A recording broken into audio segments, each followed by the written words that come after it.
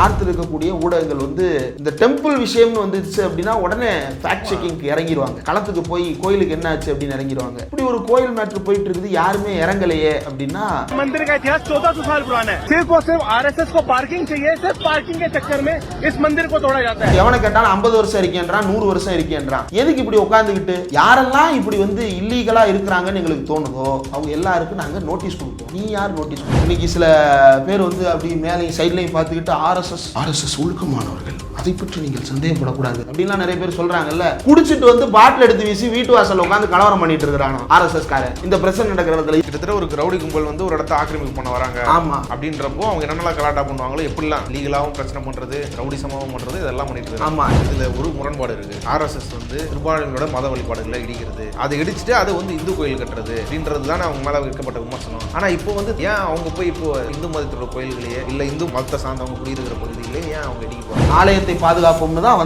வந்தவன் வந்து டெம்பிளை நான் மெயின்டைன் பண்றேன்னு இடத்த குத்தகைக்கு எடுத்தான். குத்தகைக்கு எடுத்தவன் வந்து நம்மளே வச்சுக்கிடாம நம்ம வேற ஒரு ட்ரஸ்ட்டுக்கு மாத்திடுவோம். ட்ரஸ்ட்டுக்கு மாத்தினதுக்கு அப்புறம் இதையும் சொசைட்டில ரெஜிஸ்டர் பண்றான், இதையும் சொசைட்டில ரெஜிஸ்டர் பண்றான். சொசைட்டி டு சொசைட்டி வந்து நீங்க டிரான்ஸ்ஃபர் பண்ணிக்கலாம் ப்ராப்பர்ட்டியை. அந்த அடிப்படையில ப்ராப்பர்ட்டியை டிரான்ஸ்ஃபர் பண்றான், இன்னைக்கு டேக் ஓவர் பண்றான். அந்த ஆர்எஸ்எஸ் கட்டிடம் இருக்கிறது வந்து கோயில் இடம்.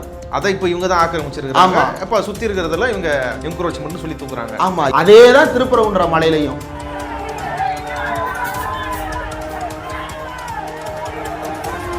டெல்லியில நடக்கிறது அப்படின்றது தமிழ்நாட்டுக்கு வந்து ஒரு ஃபியூச்சர்ல நடக்கிறதுக்கான ஒரு சாம்பிள் மாதிரி. தமிழ்நாட்டுல தான் ஆலயம் காப்போம்லாம் சுத்திட்டு இருக்காங்களே. சுத்துனதன் பேர்ல பயனடைந்தது யாரு? அந்த ஆலயங்களா அல்லது ஆலயத்தின் பேரால் வசூல் செய்தவர்களா? இன்னைக்கு எப்படி வந்து என்க்ரோச்மெண்ட்ன்ற பேர்ல ஹர்நாத்ன்ற கோயிலை இடிச்சானோ, மக்கள் வாழும் பகுதியை இடிச்சானோ, நாளைக்கு தர்காவையும் என்க்ரோச்மெண்ட்ன்ற பேர்ல இடிப்பான்.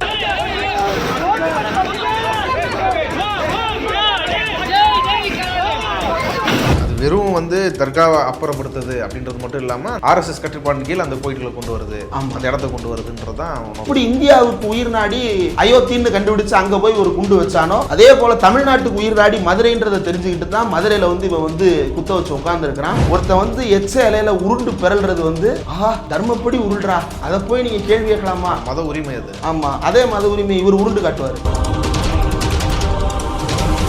ட்ரைப்ஸ் நேயர்களுக்கு வணக்கம். டெல்லி முனிசிபாலிட்டி சில தினங்களுக்கு முன்னாடி ஜந்தேவாலா அப்படின்னு கூடிய இந்து கோயில், சில இந்து மக்கள் குடியிருக்கிற குடியிருப்புகள், இது எல்லாத்தையுமே வந்து இடிச்சிருக்கிறாங்க. கேட்டதுக்கு இதெல்லாம் வந்து பழைய கட்டிடங்களாக இருக்குது, ஆபத்துக்குரியதாக இருக்குது, அதனால் இடிச்சிருக்கிறோன்றதை சொல்லியிருக்கிறாங்க. ஆனால் அந்த மக்கள் அங்கே என்ன போராடி இருக்கிறாங்க, என்ன காரணம் சொல்லி போராடி இருக்கிறாங்கன்னா, இந்த கோவிலும் மக்கள் குடியிருப்புகளும்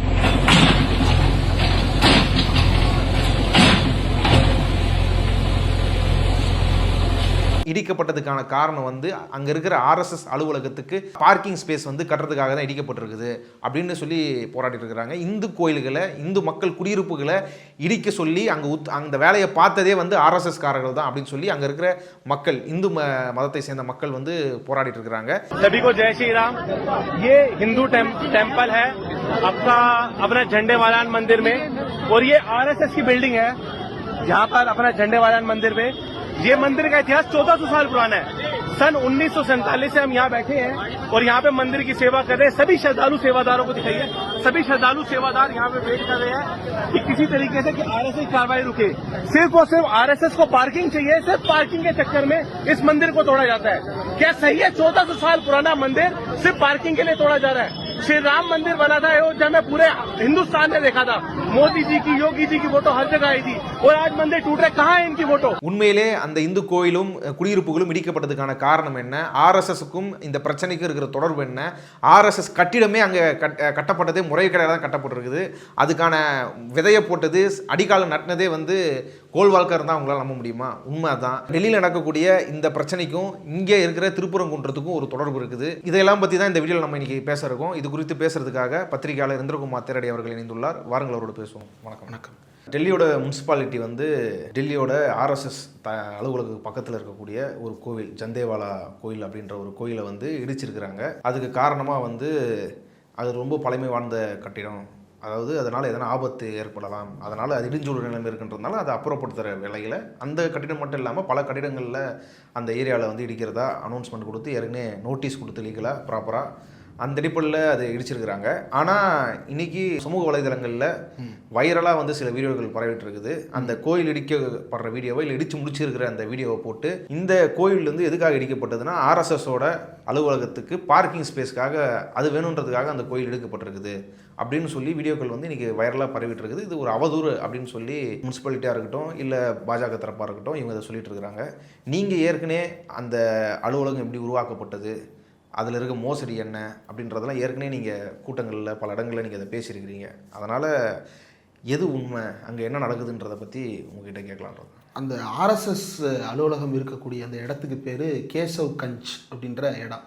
கேசவ் கஞ்சுன்ற இடம் வந்து கட்டப்படுவதற்கு முன்னால் அது வந்து பாபா பத்ரி புதன்கர் அப்படின்ற ஒரு ஆலயமாக அது ஒரு இருக்கிற ஒரு பகுதி. அது வந்து ஏற்கனவே வனப்பகுதியாக இருந்தது.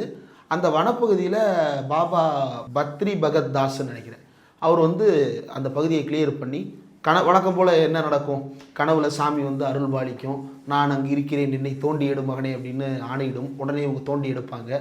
உடனே அந்த இடத்த வந்து கோயில் கட்ட ஆரம்பிச்சிருவாங்க. இப்படியான ஒரு கதை அந்த கோயிலுக்கும் உண்டு. அது பல 1000 ஆண்டுகள் அப்படின்லாம் சொல்லுவது உண்டு. ஆனால் அப்படிலாம் இல்லை, சில 100 ஆண்டுகள் மேபி இருக்கலாம். ஜந்தேவாலன் கோவில் அப்படின்றது அந்த கோயிலுக்கு சொந்தமான நிலம் அதை சுற்றி இருக்குது. அந்த நிலத்தை வந்து முதல்ல என்ன பண்ணுறாங்க அப்படின்னா ஆர்எஸ்எஸ் சீஃபாக இருக்கக்கூடிய கோல்வால்கருக்கு வாடகைக்கு விடுறாங்க. இந்த கோல்வால்கர் எப்படிப்பட்ட ஆள் அப்படின்னா, அதாவது சுதந்திரம் அடைவதற்கு 15 நாள் முன்னாடி இந்த அக்ரிமெண்ட் போடுறாங்க. இந்த கோயிலோட இந்த நிலத்தை 99 வருஷத்துக்கு கோல்வால்கருக்கு நாங்கள் வந்து லீஸு கொடுக்குறோம் அப்படின்னு சொல்லிட்டு கோயிலோட அக்ரிமெண்ட்டுக்கு வர்றாங்க. அந்த கோல்வால்கருக்கு வந்து இவங்க என்ன சொல்லுவாங்க அப்படின்னா, நீங்கள் வந்து எதுக்காக லீஸுக்கு விடுறாங்க, அதான் டெம்பிள் மெயின்டெனன்ஸ் பர்பஸ். ஓகே, அதாவது அதனுடைய சாங்டிட்டி கெடாத வகையில் அதை பராமரித்து கொள்வது. ஏன்னா பெரிய லேண்டாக இருக்குது, எங்கள் கோயில் நிர்வாகத்தால் இதை மெயின்டைன் பண்ண முடியல, அதனால் நாங்கள் கோல்வால்கராண்ட கொடுக்குறோம் அப்படின்னு சொல்லிட்டு தூக்கி கொடுத்தாங்க. இது ஏன் கோல்வால்கர் அப்படின்னா, ஆரம்பத்திலேருந்தே அந்த ஜந்தேவாலன் கோயிலில் ஒரு சின்ன இடத்துக்குள்ள இந்த ஆர்எஸ்எஸ் கூடாரம் போட்டு அங்கே ஒரு முதல்ல குடிசை போடுறான், அடுத்து ஓட்டு வீடு கட்டுறான், அதுக்கப்புறம் இன்னைக்கு கோயில் இருக்கிற இடத்துல ஒரு பெரிய பில்டிங் கட்டிட்டான். அதாவது இந்த கூடாரத்துக்குள்ள தலையை விட்ட ஒட்டகம் மாதிரி. இதுக்கு ஒட்டகம்னு சொல்ல முடியாது, இவங்களுக்கு என்ன விலங்கு சொல்கிறதுன்னு தெரில. வீட்டுக்குள் புகுந்த மூஞ்சுரு போல. நீங்கள் மூஞ்சுரு வந்து பரவாயில்ல, மூஞ்சுரு ஒரு வலை தானே போட்டிருக்கு அப்படின்னு சொல்லிட்டு நீங்கள் உள்ளே விட்டீங்க அப்படின்னா செவரு பூரா ஓட்டையை போட்டு அது வீட்டுக்கு நடுவில் வந்து ஒரு டனலே கட்டிடும். அந்த மாதிரி வந்து ஆர்எஸ்எஸ் வந்து வேலையை பார்த்து வைத்திருக்கிறது. அதற்கு பிறகு தான் என்ன பண்ணுறாங்க அப்படின்னா, அந்த பாபா ஆலயம் வந்து என்னவா மாறுது அப்படின்னா பிபிஜேடிஎஸ் அப்படின்னு சொல்லிட்டு ஒரு ட்ரஸ்ட்டாக டெம்பிள் சொசைட்டியாக அதை ரிஜிஸ்டர் பண்ணுறாங்க. ரிஜிஸ்டர் பண்ணதற்கு பிறகு இங்கேயுமே என்ன பண்ணுறாங்க அப்படின்னா, இந்த ட்ரஸ்ட் மூலமாகவே இதை இயக்குவது அப்படின்னு சொல்லிட்டு அதற்குள்ளே கொஞ்சம் கொஞ்சமாக ஆட்களை உள்ளே அனுப்பி நீங்கள் இப்போ இன்றைக்கி அந்த பிபிஜேடிஎஸில் யார் யாரெல்லாம் பொறுப்பில் இருக்கிறாங்கன்னு பார்த்தீங்கன்னா, விஹெச்பி பிரசிடென்ட்டு, ராமர் கோயில் பிரசிடென்ட்டு, முன்னாள் பஜ்ரங் தள் தலைவர், முன்னாள் ஆர்எஸ்எஸ் டெல்லி தலைவர், இவங்கெல்லாம் தான் அதில் பொறுப்பில் இருக்கிறாங்க. அப்போ அதை மொத்தமாகவே டேக் ஓவர் பண்ணி நடத்த ஆரம்பிச்சிட்டாங்க.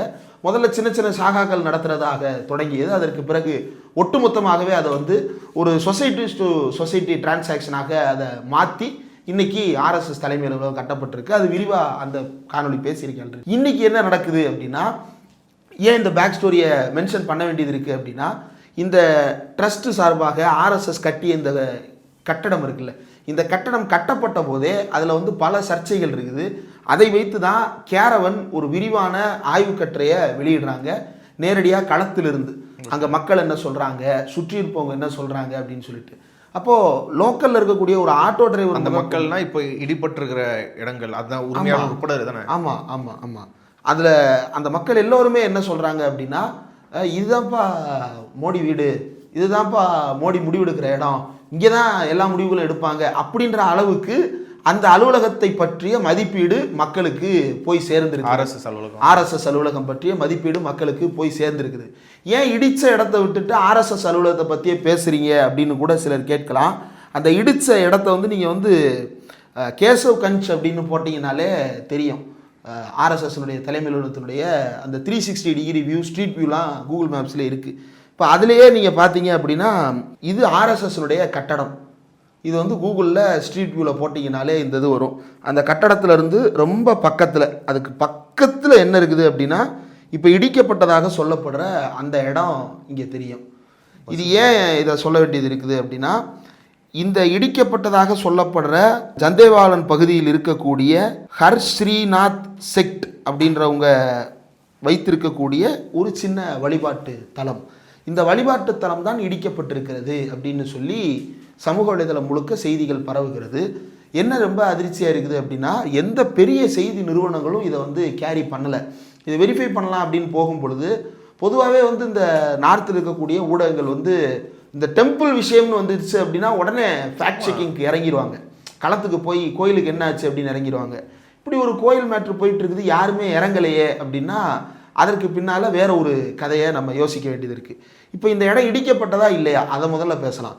இந்த இடத்துல இடிபாடு நடத்தப்பட்டதா இல்லையான்றதை இப்போ வரைக்கும் டெல்லி டெவலப்மெண்ட் அத்தாரிட்டியோ அல்லது முனிசிபல் கார்பரேஷன் ஆஃப் டெல்லியோ தெளிவுபடுத்தவில்லை. அந்த இடத்துல நாங்கள் வந்து என்க்ரோச்மெண்ட்டை நீக்கணும், நாங்கள் வந்து இல்லீகல் என்க்ரோச்மெண்ட்டை நீக்கணும், அன்சேஃப் ஸ்ட்ரக்சர்ஸை நீக்கணும், மற்றபடி நாங்கள் எதுவும் செய்யலை. அந்த அன்சேஃப் ஸ்ட்ரக்சர் அப்படின்றது வந்து இந்த ஹர்ஸ்ரீநாத் செக்டுக்கு சொந்தமான கோயிலுக்கும் பொருந்துமா, அதை சொல்லுங்க அப்படின்னு கேட்டால் அதுக்கு பதிலே கிடையாது. இப்போ என்ன சொல்கிறாங்கன்னா, அங்கே இது மட்டும் இல்லை, நிறைய வீடுகள் எல்லாமே வந்து பாதுகாப்பு இல்லாத வீடுகள் எல்லாம் நீக்கப்பட்டிருக்கு, என்க்ரோச்மெண்ட்ஸ் நீக்கப்பட்டிருக்கு. நாங்கள் சும்மா போய் புல்டோசர் எடுத்துகிட்டு நிற்கலை, அங்கே இருக்கிற மக்கள் எல்லாரையும் வெக்கேட் பண்ணிட்டு தான் நாங்கள் பண்ணோம். 45 நாளைக்கு முன்னாடியே நாங்கள் நோட்டீஸ் கொடுத்தோம். நோட்டீஸ் கொடுத்ததற்கு பிறகு தான் நாங்கள் இன்றைக்கி வெக்கேட் பண்ண போயிருக்கிறோமே தவிர வேறு எந்த அநாகரிகமான செயல்கள்லையோ எந்த விதமான அடாவடித்தனங்கள்லையோ நாங்கள் ஈடுபடலை அப்படின்னு இன்னைக்கு விளக்கம் கொடுக்குறாங்க. அவங்க அந்த நோட்டீஸ் கொடுத்துருக்காங்க, அந்த நோட்டீஸ்க்கு எந்த ஒரு அப்ஜெக்ஷனோ இல்லை அப்பீலோ எதுவும் போடலை. அப்போ சிக்கல் இல்லை, லீகலாக கரெக்டாக இருக்கிற மாதிரி இருக்குல்ல. நவம்பர் 7ஆம் தேதி டெல்லி டெவலப்மெண்ட் அத்தாரிட்டி ஒரு சர்க்குலேஷன் கொடுக்குறாங்க, நோட்டீஸ் கொடுக்குறாங்க. ஏஎன்ஐ வழியாக அது வெளியிடப்பட்டிருக்கு. Delhi development authority warns against circulation of false notices. அதில் என்ன சொல்கிறாங்க அப்படின்னா, டெல்லி டெவலப்மெண்ட் அத்தாரிட்டியின் பெயரில் பல்வேறு இடங்களில் குடியிருப்பு பகுதிகளையோ அல்லது வந்து கட்டட பகுதிகளையோ நாங்கள் அப்புறப்படுத்த போவதாக நோட்டீஸ் ஒட்டப்பட்டிருக்கிறதாக தகவல் வருகிறது. நாங்கள் அப்படி எதுவும் செய்யவில்லை, யாரும் போலியான நோட்டீஸை கண்டு அச்சப்பட வேண்டாம். அதில் எங்கேயுமே உண்மையான நோட்டீஸ் எது அப்படின்றத அவங்க விளக்கலை. போலியா எங்கள் பேரில் ஒரு நோட்டீஸ் பரவுதுன்னு சொல்கிறாங்க. இது போலி நோட்டீஸ் இல்லை, இதுதான் உங்கள் பேரில் ஆல்ரெடி நீங்கள் தான் இன்றைக்கி சொல்கிறீங்க நாங்கள் தான் நோட்டீஸ் கொடுத்தோம் அப்படின்னு. நீங்களே 7ஆம் தேதி நவம்பர் 7ஆம் தேதி சொல்லியிருக்கீங்க எங்கள் பேரில் ஃபேக் நோட்டீஸ் போகுது அப்படின்னு. நீங்கள் ஃபேக் நோட்டீஸ்னு சொன்னது எதை? இந்த ஒரிஜினல் நோட்டீஸ் நீங்கள் கொடுத்தீங்கன்னு சொன்னீங்களே, அதை உண்மையிலே ஹேண்ட் ஓவர் பண்ணிங்கன்னா மக்கள் சொல்கிறது எங்களுக்கு அப்படி ஒரு நோட்டீஸே வரல அப்படின்றது தான் மக்கள் தெளிவாக சொல்கிறது. இந்த ஃபேக் நோட்டீஸ்ன்றது இருக்குல்ல, இதுக்கு வந்து பேக் ஸ்டோரி ஒன்று இருக்குது. இந்த கேரவன் கட்டுரையிலே நீங்கள் பார்த்தீங்க அப்படின்னா அதில் அகுஜா அப்படின்னு சொல்லிட்டு ஒரு நபருடைய பெயர் வந்து பல இடங்களில் மென்ஷன் பண்ணியிருப்பாங்க. அவர் பிபிஜேடிஎஸ் அந்த பாபா புதன்கர் கோயிலில் வந்து ட்ரஸ்ட்டில் இருக்கக்கூடிய ஒரு நபர். அவர் யார் அப்படின்றத முதல்ல பார்க்கணும். அகுஜா சன்ஸ் ஷால் செயின் அப்படின்னு சொல்லிட்டு ஒரு கடை வச்சிருக்கிறாரு.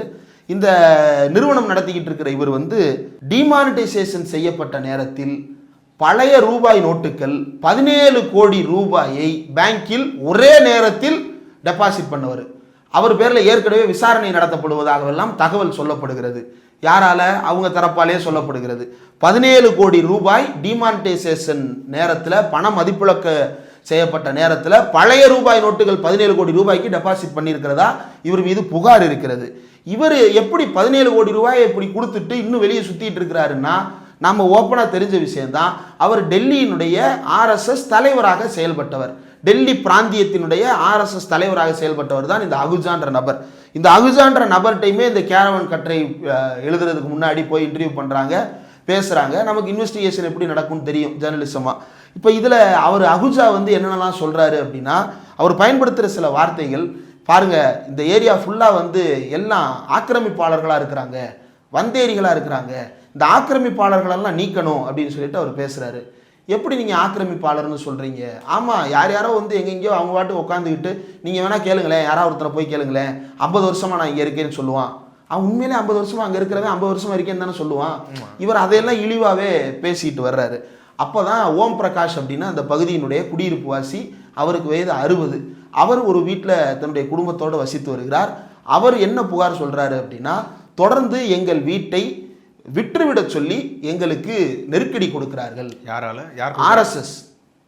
நேரடியாக ஆர்எஸ்எஸும் பாஜகவினருமே வந்து எங்களை இந்த வீட்டை விற்க சொல்லி நிர்பந்தப்படுத்துகிறார்கள். இடிக்கப்பட்ட வீடுகள் உட்படவா? இந்த இடிக்கப்பட்ட வீடுகளில் அதுவும் அடக்கமா என்பதையெல்லாம் நம்ம அந்த டெல்லி டெவலப்மெண்ட் அத்தாரிட்டி வந்து டீடைல் ரிப்போர்ட் கொடுக்கும்போது தான் நம்ம வெரிஃபை பண்ண முடியும். இந்த சம்பவத்தை அவர் சொல்லும்போது ஏன் மிரட்டுறாங்க? உங்களுக்கும் இது பழைய வீடு தானே, நீங்கள் விற்றுட்டு வேறு இடத்துக்கு போகலாமே அப்படின்னு கேட்கும்போது, நாங்கள் இந்த இடத்துல பூர்வீகமாக குடியிருக்கிறோம், எங்கள் உரிமையை நாங்களே விட்டு கொடுக்கணும், நாங்களும் இந்த கோயிலில் போய் வழிபட்டவங்க தான், இந்த கோயிலில் அனுகிரகம் பெற்று வாழ்ந்து வருபவர்கள் தான் நாங்களும். ராமர் கோயில் கட்ட போகிறதா மோடி சொன்ன போது முதல்ல ஓடி போய் காசு கொடுத்ததில் நாங்களும் ஒரு ஆள். 3 தடவை மோடி ஜெயிச்சிருக்கிறாரு, 3 தடவையுமே மோடிக்கு ஓட்டு போட்டவங்க நாங்கள். ஆனால் இந்த கோயிலின் பேரால் இன்னைக்கு எங்களுக்கே இப்படி ஒரு நிற்கதி ஆயிடுச்சே, நாங்கள் எங்கே போய் சொல்கிறது அப்படின்னு அந்த ஓம் பிரகாஷ்ன்ற அந்த டெல்லி கரோல்பாக் ஜந்தேவாலன் பகுதியை சேர்ந்த அந்த நபர் வந்து புலம்பி தீர்க்கிறார். அவர் சொல்லும்போது இதை பற்றி அகுஜாட்ட கேட்குறாங்க. அகுஜா என்ன சொல்கிறாருன்னா, இந்த ஷாப்கீப்பர்ஸ் கடை வச்சிருக்கிறவன் பூராமே வந்து ஆக்கிரமிப்பாளன், அவங்களெல்லாம் முதல்ல விரட்டி அடிக்கணும்.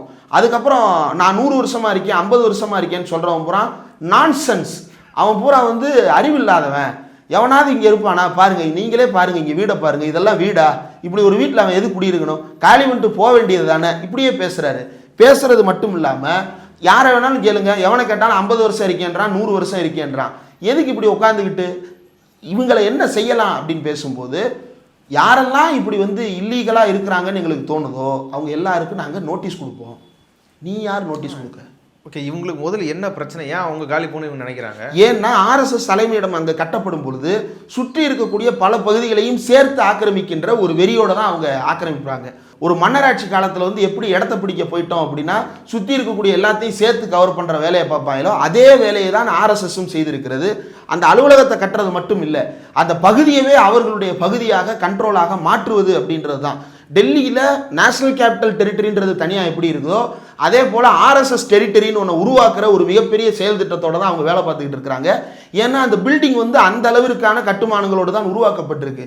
உள்ளுக்குள்ளே அவங்களுக்கான பெரிய பெரிய மீட்டிங் நடத்துவதற்கான ஹால்ஸிலிருந்து எல்லா செயல் திட்டங்களையும் தீட்டுவதற்கு தேவையான வசதிகள் உட்பட புக் ஷாப்லேருந்து எல்லா ஸ்கூல் ஸ்டூடெண்ட்ஸை விசிட்டு கூப்பிட்டு வர்றதுலேருந்து எல்லா வேலைகளும் அந்த இடத்துல நடந்துகிட்டு இருக்குது. அப்போ சுற்றி இருக்கக்கூடிய எல்லா பகுதிகளையும் இந்த டெம்பிள் சொசைட்டியின் பேரில் உள்ளுக்குள்ளே இழுத்துக்கிறது. இப்போ இந்த இடம் டெம்பிள் சொசைட்டியோட இடமா இருந்தால் டெம்பிள் சொசைட்டி வந்து நோட்டீஸ் கொடுக்கலாம். அந்த இடம் அவங்களுக்கு சொந்தமான இடம், குடியிருப்பு வாசிகளுக்கு சொந்தமான இடம். அந்த இடத்த இந்த டெம்பிள் சொசைட்டி என்ன பண்ணுதுன்னா இது எங்கள் இடம்னு கிளைம் பண்ணுது. இப்போ டெல்லி டெவலப்மெண்ட் அத்தாரிட்டி என்ன செய்யுது? வேடிக்கை பார்க்கிறது, அல்லது அதற்கு ஒத்து ஊதுகிறது, அல்லது அவர்களே ஆர்எஸ்எஸ் ஆக மாறி இந்த வேலையை செய்து கொடுக்கிறார்கள். இந்த அகுஜா சொல்றாருல்ல, அவர் என்ன சொல்றாருன்னா, இதுவரைக்கும் 22 கேஸ் வந்து இந்த மக்கள் மீது, குடியிருப்பு வாசிகள் மீது 22 வழக்குகள் வந்து ஏற்கனவே தொடுக்கப்பட்டிருக்குது கோர்ட்டில். வந்து அது இப்போ என்ன நிலவரத்தில் இருக்குது அப்படின்றது தெரியல. இவர் சொல்கிறது என்னன்னா, இவங்க எல்லாருக்குமே நான் நோட்டீஸ் கொடுக்குறேன், அவங்க வந்து லீகல் இல்லீகல் அப்படின்றத கோர்ட்டில் போய் நிரூபிக்கட்டும், யார் உங்களை வந்து அடிக்க போறா, நீங்கள் கோர்ட்டில் பார்த்துக்கங்க. ஓகே, இவர் டாக்குமெண்ட்டில் எப்படி நோட்டீஸ் போடுவார்? டாக்குமெண்ட் இவர் நோட்டீஸ் போட்டு கோர்ட், இவர் வந்து நான் இது வந்து டெம்பிள் லேண்டு அதனால நான் நோட்டீஸ் கொடுக்குறேன் அப்படின்னு இவர் சொல்கிறாருன்னே வச்சுப்போம். இந்த நோட்டீஸை கொடுத்ததுக்கு பிறகு இவர் போய் கோர்ட்டில் நிற்பார். கோர்ட்டில் போய் நிற்கும் போது இவர் என்ன சொல்லுவார்? நான் டெல்லி டெவலப்மெண்ட் அத்தாரிட்டிக்கு கீழே இந்த சான்றாவணங்களின் அடிப்படையில் இது என்னோட நிலம்னு சொல்லுவார். டெல்லி டெவலப்மெண்ட் அத்தாரிட்டி அங்கே என்ன சொல்லணும்? ஆமா இல்லைன்னு சொல்லணும். அவன் வரவே மாட்டானே, ரெஸ்பாண்டே பண்ண மாட்டான். அவருக்கு ரெஸ்பாண்டே வரமாட்டாங்களே. அவங்க உள்ளே வராமல் ஒட்டு மொத்தமாக எல்லாத்தையும் தனக்கு சாதகமான தீர்ப்பை டெல்லி ஹைகோர்ட்டின் மூலமாக வாங்கி கொண்டே இருக்கிறது இந்த பிபிஜேடிஎஸ் அப்படின்ற இந்த டெம்பிள் சொசைட்டியும் ஆர்எஸ்எஸும் சேர்ந்து இந்த வேலையை பார்க்கிறது. இப்போ இல்லை, 80களிலேயே இந்த பிபிஜேடிஎஸ் நிலத்தை ஆர்எஸ்எஸ் ஆக்கிரமித்து வைத்திருக்கிறது அப்படின்னு சொல்லி புகார் எழுந்ததை அடுத்து நோட்டீஸ் கொடுக்கப்பட்டு, யார் நோட்டீஸ் கொடுக்குறா? டெல்லி டெவலப்மெண்ட் அத்தாரிட்டியே நோட்டீஸ் கொடுக்குது, முனிசிபாலிட்டியே நோட்டீஸ் கொடுக்குது. நோட்டீஸ் கொடுத்து கோர்ட்டுக்கு போகிறாங்க. கோர்ட்டுக்கு போகும்போது கேஸ் இழுத்துக்கிட்டே போகுது. டெல்லி டெவலப்மெண்ட் அத்தாரிட்டி அப்பீர் ஆகிறத நிறுத்திக்கிட்டாங்க. அப்பீர் ஆகிறத நிறுத்தினதுக்கு பிறகு கோர்ட்டு ஒரு கட்டத்தில் எக்ஸ்பார்ட்டே ஜட்ஜ்மெண்ட்டாக இது எல்லாமே இந்த கோயிலுக்கும் இந்த ஆர்எஸ்எஸுக்குமே உரியது, வேறு யாரும் இதில் தலையிட அனுமதி இல்லை அப்படின்னு சொல்லிட்டு அவங்களுக்கே ஜட்ஜ்மெண்ட் கொடுத்துறாங்க. இப்போ வரைக்கும் அதுக்கப்புறம் தலையீடு செய்யவே இல்லை. ஆனால் இந்த டெல்லி டெவலப்மெண்ட் அத்தாரிட்டி தான் இங்கே இருக்கக்கூடிய அத்தனை பேரையும் ஆக்கிரமிப்பாளர்கள், இது பாதுகாப்பற்ற கட்டிடம், இவங்க கை வைக்கிற இந்த கோயில்கள் எல்லாம் பாருங்க, இந்த கோயில்கள் எல்லாமே ரொம்ப சின்ன சின்ன குழுவினராக தங்களுடைய பக்தியை வெளிப்படுத்தக்கூடிய அளவில், நீங்கள் நம்ம ஊர்லேயே பார்த்துருப்போம், சின்ன சின்ன பஜனை கூடங்கள் வச்சுருப்பாங்க.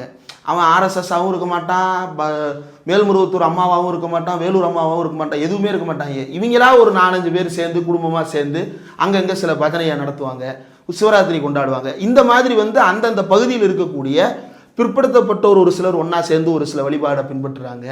இன்னும் ஒடுக்கப்பட்ட மக்கள் தனியாக வழிபாடுறாங்க. ரவிதாஸ் அப்படின்னு ஒரு செயின்ட்டு, பழைய செயின்ட்டு. இவங்கெல்லாம் ரவிதாஸ், கபீர், இவங்கெல்லாம் வந்து ரொம்ப பிற்படுத்தப்பட்ட பின்னணியை சேர்ந்த அல்லது ஒடுக்கப்பட்ட பின்னணியை சேர்ந்த, அங்கிருந்து எழுந்து வந்து இந்த பக்தி காலகட்டம் அப்படின்னு சொல்லுவோம் இல்லையா, 15-16ஆம் நூற்றாண்டு காலகட்டம். அந்த நூற்றாண்டு காலகட்டத்தில் எல்லா மக்களுக்கும் பக்தியை கொண்டு போய் சேர்ப்பதற்கு பாடல்கள், இந்த சூஃபிசம் முஸ்லீமில் இருந்த மாதிரி இங்கே வந்து தமிழ்நாட்டில் வந்து திருநாவுக்கரசர், மாணிக்க வாசகர் இந்த குரூப் இருந்த மாதிரி, நாயன்மார்கள், ஆழ்வார்கள் இருந்த மாதிரி நாளத்தில் வந்து ரவிதாஸ் வகைராக்கள் வேலை பார்த்துருக்குறாங்க. இப்போ அவரை பின்பற்றக்கூடிய தலித் மக்கள் இருக்கிறாங்க, ஆயிரக்கணக்கான மக்கள் இருக்கிறாங்க. இதே கரோல்பாக் பகுதியிலிருந்து ரவிதாசனுடைய ஆலயம் வந்து இடித்து தரைமட்டமாக்கப்பட்டது. கோர்ட் வந்து எப்படி இப்படி ஒரு என்க்ரோச்மெண்ட்டை நீங்கள் அனுமதிக்கலாம், தூக்கி எறிங்க அப்படின்னு சொல்லுது. அதுவே பக்கத்தில் வந்து ஆசாராம் பாபு, பல செக்ஸ் வழக்குகளில் சம்மந்தப்பட்ட சாமியார், அந்த ஆளுடைய ஆசிரமம் அங்கேயே இருக்குது. அதை இப்படி சொல்லலை. சொன்னாலும் அந்த ஆசிரமம் நீக்கப்பட்டதா அப்படின்னா நீக்கப்படலை. ரவிதாஸுக்கு மட்டும் உடனே பாய்ந்து கொண்டு நீக்குவதற்கு முன்வதற்கு காரணம் என்ன? அப்போ அதே தான் இங்கேயும். அப்போ இந்த மக்கள் வழிபடக்கூடிய ஒரு சில இடங்கள், இந்த மக்கள் வாழ்ந்து கொண்டிருக்கக்கூடிய இடங்கள், இது எல்லாத்தையும் நீக்குவதற்கு காரணம், நீங்கள் கரெக்டாக பாருங்கள், ஆர்எஸ்எஸ் ஆஃபீஸுக்கு பக்கத்தில் இருக்கிற ஏரியா எல்லாமே கிளியர் செய்கிறாங்க. அதுக்கு என்ன அர்த்தம்? அந்த மக்கள் சொல்கிறதுல 100% உண்மை இருக்குன்னு எனக்கு தோணுது. இது ஆர்எஸ்எஸ் பார்க்கிங்காகத்தான் இதை எடுக்கிறாங்க அப்படின்னு. ஏன்னா அந்த மக்கள் வந்து தொடர்ந்து அந்த அலுவலகத்தை சுற்றி நடக்கக்கூடியதை கவனிச்சுக்கிட்டு தான் இருக்கிறாங்க. பல கட்டங்களில் போராட்டம் நடத்தியிருக்கிறாங்க. இது எதுவுமே செய்திகளில் வெளிப்படுத்தப்படவில்லை. அந்த மக்களுக்கு அவர்களுடைய வாழ்க்கைக்கான எல்லாம் மறுக்கப்பட்டு இந்த ஆர்எஸ்எஸ் சங்கிகள் இன்னைக்கு சில பேர் வந்து அப்படி மேலேயும் சைட்லையும் பார்த்துக்கிட்டு ஆர்எஸ்எஸ் ஒழுக்கமானவர்கள், அதை பற்றி நீங்கள் சந்தேகப்படக்கூடாது அப்படின்லாம் நிறைய பேர் சொல்றாங்கல்ல. குடிச்சிட்டு வந்து பாட்டில் எடுத்து வீசி வீட்டு வாசல்ல உட்காந்து கலவரம் பண்ணிட்டு இருக்கிறானா ஆர்எஸ்எஸ் காரன் டெல்லியில. அங்க ஆமா, இந்த பிரச்சனை நடக்கிற இடத்துல இது 4 வருஷமா இந்த பிரச்சனை நடந்துட்டு இருக்குது. 2019 இருந்து இந்த பிரச்சனை போயிட்டு இருக்குது. ஓகே, இது கிட்டத்தட்ட ஒரு ரவுடி கும்பல் வந்து ஒரு இடத்த ஆக்கிரமிப்பு பண்ண வராங்க. ஆமா, அப்படின்றப்போ அவங்க என்னென்னலாம் கலாட்டா பண்ணுவாங்களோ, எப்படிலாம் லீகலாகவும் பிரச்சனை பண்ணுறது, ரவுடிசமாகவும் பண்ணுறது, இதெல்லாம் பண்ணிட்டு இருக்காங்க. ஆமாம், இடையில வந்து ஒரு சட்ட மசோதா கொண்டு வரப்பட்டது டெல்லியினுடைய ஆட்சி அதிகாரம் யாருக்கு அப்படின்றதுல. இப்போ சீஃப் மினிஸ்டர் தான் ஆளுமன்ற தரப்பு. சீஃப் மினிஸ்டருக்கும் லெப்டினன்ட் கவர்னருக்கும் பிரச்சனை வருது. எதன் அடிப்படையில்? இவங்க கொடுக்குற மசோதாக்களை அவர் ஒத்துக்கிட மாட்டுறாரு. அப்போ ஒன்றிய அரசு தலையிட்டு என்ன செய்கிறாங்க அப்படின்னா, நான் தானே உனக்கு சீஃப் மினிஸ்டர்ஷிப் கொடுத்து நான் தானே இந்த அதிகாரத்தை கொடுத்தேன், நானே பறிச்சிருவேன் அப்படின்னு சொல்லிட்டு அதை முழுக்க ஆளுநருக்கு கைமாற்றி, துணைநிலை ஆளுநருக்கு கைமாற்றி விட்டு, ஏற்கனவே டெல்லியினுடைய போலீஸ் வந்து உள்துறை கீழே தான் இருக்குது, அது போக இருக்கக்கூடிய எக்ஸிக்யூட்டிவ்ஸ் எல்லாத்தையும் வந்து ஆளுநருக்கு கீழே அட்டாச் பண்ணி விட்டது, துணைநிலை ஆளுநர் கீழே. இந்த துணைநிலை ஆளுநர் தான் இந்த டெல்லி டெவலப்மெண்ட் அத்தாரிட்டி, இந்த கோயிலை இடித்ததாக சொல்லப்படுற, குடியிருப்புகளை அப்புறப்படுத்தியதாக சொல்லப்படுற இந்த டெல்லி டெவலப்மெண்ட் அத்தாரிட்டி சேர்மன் யார் அப்படின்னா இதே துணைநிலை ஆளுநர் தான். ஆக துணைநிலை ஆளுநர் வந்து போய் இடின்னு சொல்லுவாராம், அதுக்கு வந்து ஹோம் மினிஸ்ட்ரிக்கு கீழே இருக்கக்கூடிய போலீஸு போய் பந்தோபஸ்து கொடுக்குமா? இதெல்லாம் யாருக்காக செய்கிறாங்கன்னா இவங்களை இந்த வேலைக்கு எடுத்து கொண்டு வந்து வச்சா ஆர்எஸ்எஸ்க்காக செய்வாங்க. மக்கள் யார் அப்போ? இல்லை, இப்போ நீங்கள் இதில் ஒரு முரண்பாடு இருக்குது. இப்போ ஏற்கனவே வந்து ஆர்எஸ்எஸ் வந்து சிறுபான்மையரை வந்து தாக்குறது, சிறுபான்மையோட மத வழிபாடுகளை இடிக்கிறது, அதில் வந்து அதை இடிச்சுட்டு அதை வந்து இந்து கோயில் கட்டுறது, அது பெரும்பான்மைக்காக மாற்றுறது அப்படின்றது தானே அவங்க மேலே வைக்கப்பட்ட விமர்சனம். ஆனால் இப்போ வந்து தலைகீழாக ஏன் லாஜிக்காகவே இடிக்குது இல்லை? ஏன் அவங்க போய் இப்போது சொந்த மதத்தினரே, இந்து மதத்தோட கோயில்களையே, இல்லை இந்து மதத்தை சார்ந்தவங்க குடியிருக்கிற பகுதிகளே ஏன் அவங்க இடிக்க போகிறாங்க? இல்லை, இதில் வந்து இது முரண்பாடு இல்லை, இது படிநிலை. முதல்ல வந்து சிறு தெய்வங்களை ஆட்டையை போட்டு அதை பெருந்தெய்வத்தோட இணைச்சு லோக்கல் லெவலில் அதை வந்து ஒரு கன்சால்டேஷனுக்காக, சாதி ரீதியான ஒரு கன்சால்டேஷனுக்கான மையமாக அந்த கோயில்களை பயன்படுத்துகிறார்கள். அதற்கு பிறகு இவர்களை எல்லாம் ஒழித்து கட்டிவிட்டு அவர்கள் விரும்புகின்ற ஒரு பார்ப்பன பனியா ஏகாதிபத்தியத்தை நிறுவுவதற்காக, பார்ப்பன பனியா கும்பலினுடைய முழுமையான நலனை செயல்படுத்துவதற்காக அடுத்த ப்ராசஸ்க்கு போகிறாங்க. டெல்லியில் நடக்கிறது அப்படின்றது தமிழ்நாட்டுக்கு வந்து ஒரு ஃபியூச்சரில் நடக்கிறதுக்கான ஒரு சாம்பிள் மாதிரி. டெல்லியில் வந்து டைம் ட்ராவல், நம்ம வந்து இன்னொரு 100 வருஷம் டைம் ட்ராவல் பண்ணி போனோம்னா, தமிழ்நாட்டில் தான் ஆலயம் காப்போம்லாம் சுற்றிட்டு இருக்கிறாங்களே, தமிழ்நாட்டில் ஆலயம் காப்போம்னு சுற்றுறாங்க. சுற்றுனதன் பேரில் பயனடைந்தது யார்? அந்த ஆலயங்களா அல்லது ஆலயத்தின் பேரால் வசூல் செய்தவர்களா? அப்படி வசூல் செஞ்ச ஒரு ஆள் வந்து இன்னைக்கு வரைக்கும் சும்மா சுற்றிட்டு இருக்கிறாரு. கோர்ட்டும் என்ன செய்யுது அப்படின்னு தெரியல. ஆலயங்களின் பெயரால் வயிறு வளர்ப்பது அல்லது ஆலயங்களை பாதுகாப்பது அப்படின்றதுல இவங்களுடைய பிரதான நோக்கம் என்ன அப்படின்னா, பாப்பா இல்லாத ஆலயங்கள்லையும் பாப்பானை புகுத்துறது ஒன்று. ரெண்டாவது, இந்த பார்ப்பனமயம் இல்லாத ஆலயங்கள் இருக்குல்ல, இந்த ஆலயங்கள் தான் இதுக்கு பின்னாடி வந்து ஒரு பெரிய செக்ட் இருக்குது. இந்த ஒவ்வொரு வழிபாட்டு முறைக்கு பின்னாடியும், ஊருக்குள்ளே கருப்புசாமி வழிபடுறவனுக்கு பின்னாடியும், பேச்சியம்மனை வழிபடுறவனுக்கு பின்னாடியும், மாடசாமி வழிபடுறவனுக்கு பின்னாடியும் வெவ்வேறு செக்ட் இருக்குது. இது எதுவுமே இந்த பெருந்தெய்வ வழிபாட்டோடு பொருந்தக்கூடியதாக அல்ல. இவன் என்ன செஞ்சு பார்த்தான், இதெல்லாம் காவல் தெய்வங்கள், இந்த பெருந்தெய்வத்தின் காவல் தெய்வங்கள் இந்த தெய்வங்கள் அப்படின்னு சொல்லி பார்த்தான். அதையும் ஒத்துக்கிட்டாலும் கூட, சாமியை கும்பிட்டாலும் கூட, எனக்கு கருப்பு தான் முதல்ல, எனக்கு இதுதான் முதல்ல அப்படின்னு சொல்லி நிற்கிறான். இதே ஆளு பாப்பானுக்கு எதிராகவும் இருக்கிறான். கருப்பசாமிக்கு சாமி ஆடுற ஒருத்தன் தான் அடுத்த நாள் வந்து திராவிடர் கழகம் நடத்துகிற கூட்டத்துக்கு போய் பார்வையாளராகவும் உட்காடுறான், உதயசூரியனுக்கு போய் ஓட்டு போடுற வாக்காளராகவும் மாறுறான். இது அவனுக்கு ரொம்ப புதுமையாக இருக்குது, இது ரொம்ப புரியாத புதிராக இருக்கிறது.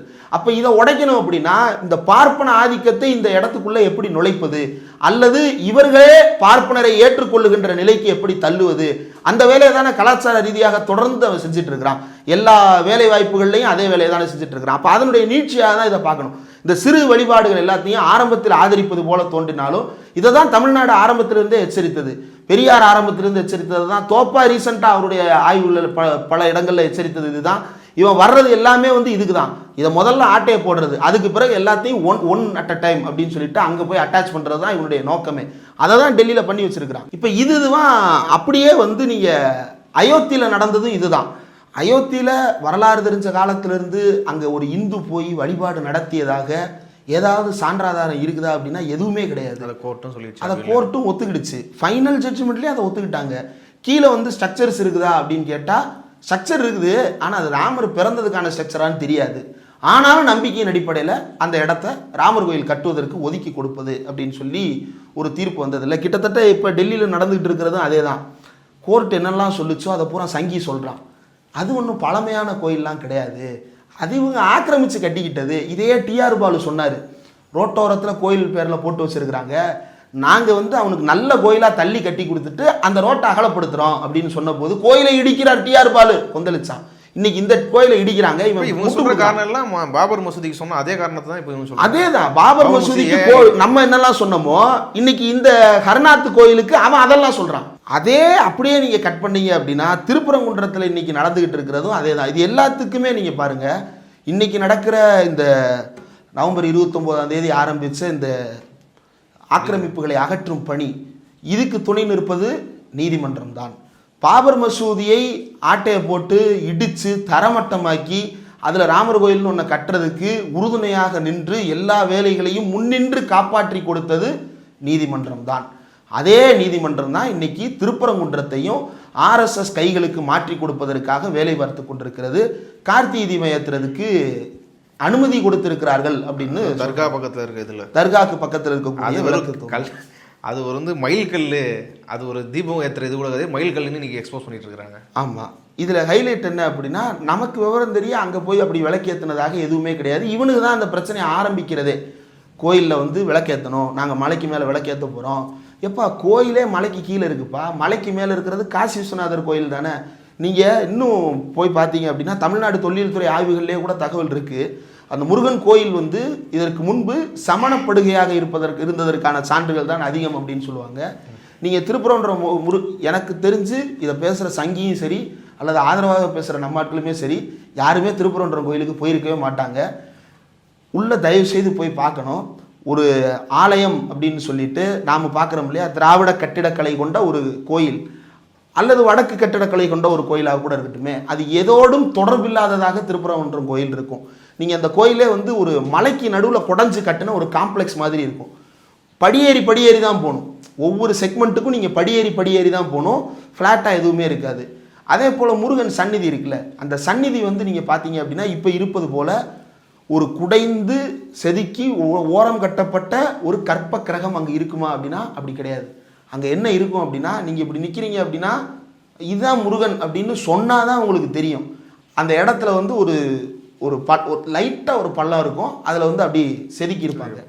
நீங்கள் அதை அதில் வந்து எல்லா திண்ணீர் குங்குமம் எல்லாத்தையும் அழிச்சிட்டிங்க அப்படின்னா நீங்கள் குண்டலகேசியில் இருக்கிற பாட்டை கூட இந்த சிலைக்கு பொருத்த முடியும். குண்டலகேசியில் வந்து பாடல்கள்லாம் இருக்குது. அருகதேவன் வாழ்த்து அப்படின்னு ஒன்று இருக்குது. அந்த அருகதேவன் வாழ்த்துல என்ன அப்படின்னா புடை புடை இயக்கர் நின்று ரெட்ட ரெண்டு பக்கம் தேவதைகள் நின்று வெண்சாமரம் வீச ஒரு கொற்ற கொடையின் கீழ் ஒரு குருநாதரை போல காட்சி, அதே பேட்டர்னில் அப்படியே இருக்கும் அந்த இது. அது பார்த்தீங்க அப்படின்னா வழக்கமான ஒரு கோயிலோடு தொடர்பில்லாததான் இருக்கும். அப்போ அது அவங்க தொல்லியல் ஆய்வுகளில் சொல்கிறது போல் சமணப்படுகையாக இருந்ததற்கான வாய்ப்புகள் தான் அதிகம். பிற்காலத்தில் தான் அது முருகன் கோயிலாக மாற்றப்பட்டிருக்கலாம் அப்படின்றத புரிஞ்சுக்கிட முடியும். அந்த அமைப்பை பார்க்குற எல்லாருமே அதை ஒத்துப்பாங்க, யாரும் மறுக்க முடியாது. அதை தாண்டி இந்த மலைக்கு மேலே இருக்கக்கூடிய இடத்துக்கானது அப்படின்னு வரும்போது எந்த காலத்திலுமே அந்த மலைக்கு மேல் இருக்கக்கூடிய இவர்கள் விளக்கேற்றுகின்ற அந்த பகுதியாக இருக்கட்டும் அல்லது தர்கா இருக்கக்கூடிய இடமாக இருக்கட்டும் அது கோயிலுக்கு சொந்தமானது அல்ல அப்படின்னு விரிவாக எழுதப்பட்டிருக்கு. எல்லா தீர்ப்புகள்லையும் அது உத்தரவாதப்படுத்தப்பட்டிருக்கு. பிரிட்டிஷ் வழங்கிய தீர்ப்புலையும் அது உறுதி செய்யப்பட்டிருக்கு. இந்திய அரசு அமைந்ததற்கு பிறகு இந்திய நீதிமன்றங்கள் வழங்கிய தீர்ப்புலையும் அது உறுதிப்படுத்தப்பட்டிருக்கு. ஆனால் இது எல்லாத்தையும் உடைச்சிட்டு இன்னைக்கு என்ன புதுசாக கன்ஸ்ட்ரக்ட் பண்ணுறாங்க அப்படின்னா பீஸ் கமிட்டி. முதல்ல மதுரையில் எதனால் இதுக்கு பீஸ் கமிட்டி போட்டான் அப்படின்றது யாருக்குமே புரியல. ஆனால் அங்கே இருக்கக்கூடிய ஏதோ ஒரு சங்கீத்தனமான அதிகாரிகள் இந்த வேலையை செய்து வைத்திருக்கிறார்கள். பீஸ் கமிட்டியை போட்டு மேலே யாரும் போய் வழிபடக்கூடாது அப்படின்னு சொல்கிறது. நவாஸ்கரி அங்கே போய் சாப்பிட்றாரு, சாப்பிட்டோடனே அதை பிரியாணின்னு கிளப்பி விடுறது. அதனை ஒட்டி அங்கே மேலே போய் யாரும் ஆடு கோழி பலியிட கூடாது, எந்த வழிபாடுமே மேலே செய்யக்கூடாது அப்படின்னு சொல்கிறது. அப்போது கோர்ட் வந்து முதல்ல என்ன சொல்லுது, ஆமாம் மேலே அசைவம் சாப்பிடக்கூடாது, அசைவ இறைச்சி அங்கே எதுவும் இருக்கக்கூடாது அப்படின்னு கோர்ட்டு முதல் உத்தரவு. இப்போ 2வது உத்தரவு, மேலே போய் கார்த்திகை தீபம் ஏற்றலாம். அடுத்து 3வது கார்த்திகை தீபம் ஏற்ற போகும்போது எவனோ ஒருத்தன் வெறித்தனமாக போய் தர்காவை இடிப்பான். அப்போ கோர்ட் என்ன சொல்லும், ஐயோ அவங்க வந்து ரொம்ப பண்ணது ரொம்ப தப்பான விஷயம், என்ன செய்யறது, இடிச்சது இடிச்சாச்சு, ஆமா நீங்க அங்க ஒரு முருகன் சிலையை பிரதிஷ்டை பண்ணி வழிபட ஆரம்பிச்சிருங்கன்னு கோர்ட் ரொம்ப சிம்பிளா முடிக்கும். நம்ம என்ன நினைச்சோம், இன்னொரு 20-30 வருஷத்துக்கு இதை ப்ரொலாங் பண்ணி கொண்டு போவானோன்னு பார்த்தா இல்ல, ரொம்ப துரிதமாக இன்னும் பாருங்க ஒரு 3 வருஷத்துக்குள்ள அந்த தர்காவை வந்து இவர்கள் என்னென்ன செய்ய போகிறார்கள் அப்படின்னு இதற்கு நீதிமன்றம் துணை போகிறது அப்படின்றது தான் ரொம்ப அதிர்ச்சிக்குரிய விஷயம். தீர்ப்பு கொடுத்தது யாரு? ஜிஆர் சுவாமிநாதன். ரொம்ப அற்புதமான தீர்ப்பு அவர் கொடுத்தாரு. அப்படின்னாலே நீங்க இந்த ஆளுநர் ஆர்.என். ரவி, ஜிஆர் சாமிநாதன் இவாளுடைய இன்டர்பிரிட்டேஷன்ஸ்லாம் பார்த்தீங்கன்னா மிரண்டு போயிருவீங்க. ஒருத்தன் வந்து எச்ச இலையில உருண்டு பிறல்றது வந்து தர்மப்படி உருள்றா, அதை போய் நீங்க கேள்வி கேட்கலாமா? மத உரிமை அது. ஆமா, அதே மத உரிமை இவர் உருண்டு காட்டுவார். இது மத உரிமை என்பதை நிரூபிக்கும் வகையில் ஜிஆர் சாமிநாதன் அந்த எச்சிலை கோயிலுக்கு போய் அந்த எச்சில உருண்டு காட்டுவார். என்னைக்கு வர போறாருன்றதை கேட்டு சொல்லுங்க. நம்பிக்கைன்னா அவர் இந்து தானே, மத நம்பிக்கைன்னு ஒத்துக்கிறாருல, உங்களுக்கு அந்த நம்பிக்கை இருக்கா? அதனால தான் தீர்ப்பு கொடுத்துருக்கீங்க, கொடுங்க, உருண்டு காட்டுங்க. இதில் இருக்கக்கூடிய ஃபேக்சுவலான கிரவுண்ட்ஸை பற்றி வழக்கறிஞர் வாஞ்சிநாதன் விரிவா உங்கள் சேனல்லையும் பேசியிருக்கிறாரு, பேரலையிலும் ஒரு பேட்டி கொடுத்துருக்கிறாரு. அந்த ஃபேக்சுவல் கிரவுண்ட்ஸ் எதை பற்றியுமே கன்சிடர் பண்ணாமல் இப்போ இந்த ஜிஆர் சாமிநாதன்ற ஒரு அமர்வு எவ்வளவு குண்டக்க மண்டக்க குதர்க்கமான தீர்ப்புகளை கொடுத்து தமிழ்நாட்டினுடைய ஒரு அரசியல் பரப்பையே சிதைத்து கொண்டிருக்கிறது அப்படின்றது தான் நாம் கவனிக்க வேண்டிய முக்கியமான விஷயம் நினைக்கிறேன். இதுதான் வடக்கில் நடந்தது. இது எல்லாவற்றுக்கும் நீதிமன்றம் மூலமாக சட்டப்பூர்வ அங்கீகாரத்தை அவன் ஏற்படுத்தி கொண்டிருக்கிறான். இப்போ நாளைக்கு நீங்கள் சொல்ல முடியாதுல்ல, கோர்ட்டில் எந்த காலத்திலுமே இதெல்லாம் சொன்னது கிடையாதுன்னு இப்போ சொல்லிட்டாங்கல்ல, இனி இதுதானே ப்ரெசன்ட் ஜட்ஜ்மெண்ட்டாக மாறும். அதை என்ன சொல்லிடுவான், அது வெள்ளக்காரன் ஜட்ஜ்மெண்ட்டுப்பா, அதெல்லாம் எடுத்துக்கிட முடியாதுப்பா, நம்மால் கொடுத்துருக்கிறாருப்பா, இந்தியர் கொடுத்த தீர்ப்பை பாருங்கள் அப்படின்னு ஜிஆர் சாமிநாதன் ஜட்ஜ்மெண்ட்டை தூக்கிட்டு வந்து காட்டுவான் நாளைக்கு. அப்ப இந்த இந்தியர் என்கின்ற பெயரால் இந்தியராக இருக்கக்கூடிய இஸ்லாமியரின் வழிபாட்டு உரிமை மறுக்கப்பட்டிருக்கிறது. இந்தியர் என்ற பெயரால் இந்தியராக இருக்கக்கூடிய இந்துக்களும் இஸ்லாமியர்களும் சகோதரத்துவத்தோடு வழிபடக்கூடிய சூழல் கெடுக்கப்பட்டிருக்கிறது. இந்தியர் என்ற பெயரால் இந்துக்களாக வாழ்பவர்கள் நிம்மதியாக வாழ முடியாத ஒரு சூழலை திருப்பரங்குன்றத்தில் ஏற்படுத்தி இருக்கிறார்கள்.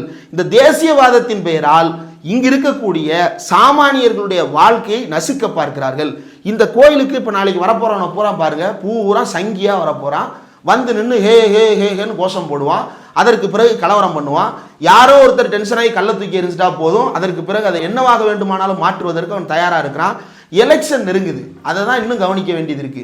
எலெக்ஷன் நெருங்குற சூழ்நிலையில இப்படி ஒரு தீர்ப்பு கொடுத்திருப்பது என்பது வேறு ஏதும் திட்டம் இதற்கு பின்னால் இருக்கிறதா? ஏன்னா பாருங்க, சம்பந்தமே இல்லாம எந்த கிரவுண்டுமே இல்லாம ஒரு ஃபேக் அஃபிடவிட்டின் அடிப்படையில் சிபிஐக்கு ஒரு பக்கம் பெட்டிஷனை டிரான்ஸ்ஃபர் பண்றான். எந்த ஆதாரமே இல்லாம மலைக்கு மேல நான் கறி சாப்பிடக்கூடாது, 200-300 வருஷமா நான் தின்னுகிட்டு இருந்த கறியை வந்து இன்னைக்கு வந்து ஒரு ஆள் திங்கக்கூடாதுன்னு சொல்றாரு.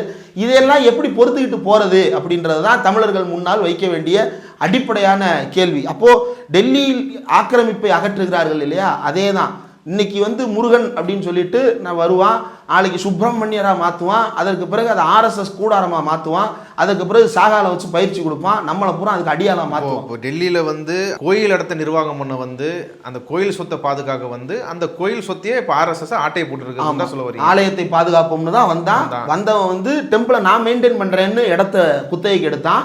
குத்தகைக்கு எடுத்தவன் வந்து நம்மளே வச்சுக்கிடாம நம்ம வேற ஒரு ட்ரஸ்ட்டுக்கு மாற்றிடுவோம், ட்ரஸ்ட்டுக்கு மாற்றினதுக்கு அப்புறம் இதையும் சொசைட்டியில் ரெஜிஸ்டர் பண்ணுறான், இதையும் சொசைட்டியில் ரெஜிஸ்டர் பண்ணுறான். சொசைட்டி டு சொசைட்டி வந்து நீங்கள் டிரான்ஸ்ஃபர் பண்ணிக்கலாம் ப்ராப்பர்ட்டியை, அந்த அடிப்படையில் ப்ராப்பர்ட்டியை டிரான்ஸ்ஃபர் பண்ணுறான், இன்னைக்கு டேக் ஓவர் பண்ணிட்டான். அந்த ஆர்எஸ்எஸ் கட்டிடம் இருக்கிறது வந்து கோயில் இடம், கோயில் இடம், அதை இப்போ இவங்க தான் ஆக்கிரமிச்சிருக்காங்க. அப்போ சுற்றி இருக்கிறதெல்லாம் இவங்க என்க்ரோச்மெண்ட் சொல்லி தூக்குறாங்க. ஆமா, இது வந்து கொஞ்சம் முன்னாடி. நீங்க இன்னும் பழங்காலத்துக்கு போனீங்க அப்படின்னா அது பழங்குடிகள் வாழ்ந்த இடம், அது வனப்பகுதியாக இருந்த இடம். அப்போ பழங்குடிகள் வாழ்ந்த இடமாக அது இருந்திருக்கிறது. அதே தான் திருப்பரங்குன்ற மலையிலையும். இந்த திருப்பரங்குன்றத்தை சுற்றி வாழக்கூடிய இன்றைக்கு வந்து பிசி எம்பிசி அப்படின்னு வகைப்படுத்தப்பட்டிருக்கலாம். ஆனால் நீங்கள் அந்த எல்லா சமுதாயத்துக்குள்ளேயும் போய் பார்த்தீங்க அப்படின்னா ஒரு பழைய தொன்மத்தினுடைய நீட்சி அதுக்குள்ளே இருந்துக்கிட்டே இருக்கும். ஏதோ ஒரு வடிவத்தில் சங்க இலக்கியத்திலிருந்து நீங்கள் ரெஃபரன்ஸை காட்ட முடியும். ஏன் அந்த முருகன் வழிபாட்டுக்கே கூட சங்க இலக்கியத்திலிருந்து அவன்கிட்ட ஒரு ரெஃபரன்ஸ் இருக்குது. அப்போ இங்கே இருக்கக்கூடிய தமிழ்நாட்டு மக்களினுடைய இந்த பழங்குடிகளுடைய இடத்தில் முருகன் கோயில் வந்ததே முதல்ல சிக்கல். அதற்கு பிறகு வந்து அதை தர்காவை வைத்து கொண்டு தர்கா இருக்கும் இடம் முருகன் இருக்கும் இடம் அப்படின்னு சொல்லிட்டு ரெண்டுக்கும் இடையில ஒரு கலவரத்தை உருவாக்கி நமக்குள்ளேயே எதிரி உருவாக்குகின்ற வேலையை தமிழ்நாட்டிலேயே செய்து விட்டார்கள். இது அரசியல் ரீதியாக அனைத்து அமைப்புகளும் சரி கட்சிகளும் சரி ஒன்றிணைந்து நிற்க வேண்டிய ஒரு காலம். இதை வந்து கன்சாலிடேட்டடாக அனைத்து கட்சிகளும் ஒன்று சேர்ந்து நின்று இந்த போராட்டத்தை முன்னெடுக்கலை அப்படின்னா இன்னைக்கு எப்படி வந்து என்க்ரோச்மெண்ட்டுன்ற பேரில் ஹர்நாத்ன்ற கோயிலை இடித்தானோ மக்கள் வாழும் பகுதியை இடித்தானோ நாளைக்கு தர்காவையும் என்க்ரோச்மெண்ட்ன்ற பேரில் இடிப்பான். எல்லாத்துக்கும் தேவை ஒரு சின்ன நோட்டீஸ் தானே. யாரோ ஒரு அதிகாரி இது என்க்ரோச்மெண்ட்னு ஒரு நோட்டீஸை போட்டு 45 நாள் அதை தெரியாமல் மெயின்டைன் பண்ணிட்டா போதும், இடிச்சு தள்ளிடலாம். அது வெறும் வந்து தர்காவை அப்புறப்படுத்துது அப்படின்றது மட்டும் இல்லாமல் அந்த ஆர்எஸ்எஸ் கட்டுப்பாட்டின் கீழ் அந்த கோயில்களை கொண்டு வருது, அந்த இடத்த கொண்டு வருதுன்றது தான் நோக்கம். ஆமாம், மதுரை மாதிரியான நகரம் ஆர்எஸ்எஸ் கட்டுப்பாட்டில் வர்றது அப்படின்றது இன்னும் ரொம்ப ஆபத்தானது. ஏன் அப்படின்னா சவுத்தில் வந்து கன்னியாகுமரி அப்படின்ற ஒரு சின்ன ஒரு பகுதிக்குள்ளே தனக்கு ஹோல்டு இருக்கிறதா அவன் ஒரு வேலை பார்த்தான். அது எதன் அடிப்படையில் அப்படின்னா ஒரு மத கலவரத்தின் அடிப்படையில், மண்டைக்காடு கலவரத்தின் அடிப்படையில். இங்கே கோயம்புத்தூரில் ஆர்எஸ்எஸ் தனக்கு ஒரு சின்ன ஹோல்டு இருக்கிறத தொடர்ந்து வலியுறுத்துகிறது. அதற்கு காரணம் அங்கு நடந்த கோவை குண்டுவெடிப்பு சம்பவத்திற்கு பின்னால் இருக்கக்கூடிய அரசியல். இப்படி 2 பகுதி தான். இது எல்லாமே வந்து என்ன ஆகுது அப்படின்னா அந்த சின்ன பகுதியோட கன்சாலிடேட்டடாக மாறிடுது. ஆனால் இது பரவலாக மாற மாட்டேங்குது. தமிழ்நாட்டினுடைய அரசியல் முக்கியத்துவம் வாய்ந்த நகரம், தமிழ்நாட்டினுடைய வழிபாட்டு முறைகளில் ரொம்ப முக்கியத்துவம் வாய்ந்த நகரம், தமிழ்நாட்டினுடைய ஜாகிரஃபியில் ரொம்ப முக்கியமான ஒரு நகரம், தமிழ்நாட்டினுடைய ஹிஸ்ட்ரியில் ரொம்ப முக்கியமான ஒரு நகரம். இந்த நகரத்தை ஆர்எஸ்எஸ்ஸின் கீழ் கொண்டு வந்து விட்டால் தமிழ்நாடு ஹிஸ்ட்ரியில் நீங்கள் என்னன்னாலும் ரீரீட் பண்ணலாமே. நாளைக்கு திருப்பரங்குன்றம் உள்ளுக்குள்ளே வந்து என்னென்ன தான் பண்ணணும் என்னென்ன பண்ணக்கூடாது அப்படின்னு அவன் புதிய விதிமுறைகளை வைப்பான். அது எல்லாத்துக்கும் வரலாற்று ஆதாரங்கள் இருக்குது அப்படின்னு பொய் சொல்லுவான். ராமர் கோயிலுக்கு அதுதானே சொன்னான், ஒரு சிலையை உள்ள தூக்கி போட்டது தானே. அதுக்கப்புறம் அவன் எழுதுனது எல்லாமே ஸ்கிரிப்ட் தானே. அந்த ஸ்கிரிப்டை இந்தியாவே நம்பிருச்சு. அப்போது அதே மாதிரி எப்படி இந்தியாவுக்கு உயிர் நாடி அயோத்தின்னு கண்டுபிடிச்சு அங்கே போய் ஒரு குண்டு வச்சானோ அதே போல் தமிழ்நாட்டுக்கு உயிர் நாடி மதுரைன்றதை தெரிஞ்சுக்கிட்டு தான் மதுரையில் வந்து இவன் வந்து குத்த வச்சு உட்காந்துருக்கிறான். இவனுங்களை வந்து விரட்டி அடிக்கிறது தான் நமக்கு முன்னால் இருக்கக்கூடிய பெரும் பணி. இது எலெக்ஷனை தாண்டி இதில் பார்க்க வேண்டிய வேலைகள் தொடர்ந்து சாதி சங்கம் வாரியாக மத அமைப்புகள் வாரியாக ஆர்எஸ்எஸ் காரன் ஊடுருவி வேலை பார்த்துட்டு இருக்கிறான். இதற்கு எதிர்த்தரப்பில் வெறுமன பிரச்சாரம் மட்டும் இருந்தால் பத்தாது. இந்த அமைப்புகளுக்குள் நாம் ஊடுருவ வேண்டும், அங்கு போய் வேலை பார்க்க வேண்டும். அது மாதிரியான ஒரு வேலை திட்டத்தை இங்கே இருக்கக்கூடிய அரசியல் கட்சிகளும் சரி அமைப்புகளும் சரி முன்னெடுக்கலை அப்படின்னா இழப்பு ரொம்ப பெருசாக இருக்கும். வெறும் தர்காவுக்கு ஆபத்துன்றது மட்டும் இல்லாமல் சுற்றி குடியிருக்கிற எல்லா மக்களுக்குமான ஆபத்துன்றதை அதை ஆமாம். நீங்கள் வந்து கோயிலுக்கு முன்னாடியே நீங்கள் பார்த்தீங்க அப்படின்னா அந்த கோயில் என்ட்ரன்ஸ் இருக்கும்ல, நீங்கள் ஃபோட்டோவில் பார்த்தீங்க அப்படின்னா அந்த மலைக்கு முன்னாடி கோபுரம் மாதிரி தெரியும்ல, அந்த கோபுரத்துலேருந்து 10 அடி தூரத்தில் கடை ஆரம்பிச்சிடும். அதுக்கப்புறம் ஃபுல்லாக எல்லா பக்கமும் 4 வீதியிலையும் வந்து கடையாக தான் இருக்கும். அந்த எல்லாம் அங்கே கடை வச்சுருக்கிறவன்லாம் யார்? அந்த முருகன் மீது நம்பிக்கையை வச்சுருக்கிறவன் தானே, அந்த முருகனை தினமும் சாமி கும்பிட்றவன் தானே, அந்த முருகனுக்கு தேங்காய் பழம் பத்தி விபூதி விற்கிறவன் தானே. அவனை பூரா நாளைக்கு ஆக்கிரமிப்பாளர்னு விரட்டி அடிப்பான். இங்கே டெல்லியில் ஒரு பேசின பேர் பொய் சொல்கிறாங்க அப்படின்னு சொல்லிட்டு அவன் ஏற்கனவே இங்கே சென்னையில் இருக்கக்கூடிய மதுரை மீனாட்சி அம்மன் கோயிலுக்கு சொந்தமான நிலத்தை நயினார் நாகேந்திரன் மகன் நயினார் பாலாஜி ஃபேக்கான டாக்குமெண்ட் ரெடி பண்ணி கோடிக்கணக்கில் விற்றுருக்கிறாரு, பல கோடிகளுக்கு விற்றுருக்கிறாரு. அதுக்கப்புறம் கோர்ட்டு தலையிட்டு அதை காப்பாற்றி வச்சிருக்குது, அறநிலையத்துறை தலையிட்டு அதை காப்பாற்றி வச்சிருக்குது. அப்போது ஆட்சி அதிகாரத்திலே இல்லாத போது கூட இதெல்லாம் நயினார் வந்து பாஜக தலைவராக ஆவதற்கு முன்னாலேயே கூட கோயில் நிலத்தை தன் மகன் பேரில் பட்டா போட்டிருக்கிறாரு அப்படின்னா நாளைக்கு திருப்பரங்குன்றத்தை ஆர்எஸ்எஸ் பேரில் பட்டா போடுறதுக்கு இவன் என்னன்னாலும் செய்வான். இது முழுக்க முழுக்க அரசியல் ரீதியாக பெரும் ஆபத்தை ஏற்படுத்துகின்ற ஒரு மூவ். இதில் கோர்ட்டுகள் அம்பலப்படுத்தப்பட வேண்டியது அப்படின்றதும் ரொம்ப முக்கியமானது. கோர்ட்டுக்கு மக்கள் மத்தியிலிருந்து ஒரு அழுத்தத்தை ஏற்படுத்தாவிட்டால் இப்படி தடித்தனமான தீர்ப்புகளை தொடர்ந்து வழங்கி தமிழர்கள் மண்டையில் ஏறி உட்கார்ந்து கொண்டு அவன் குடுமி போட்டு கொண்டிருப்பான். இதை பார்த்து கொண்டு சும்மா இருக்கக்கூடாது. இவ்வளவு நேரம் இந்த செய்தி குறித்து விரிவாக உங்கள் கருத்துக்களை பகிர்ந்து கொண்டதுக்கு நன்றி.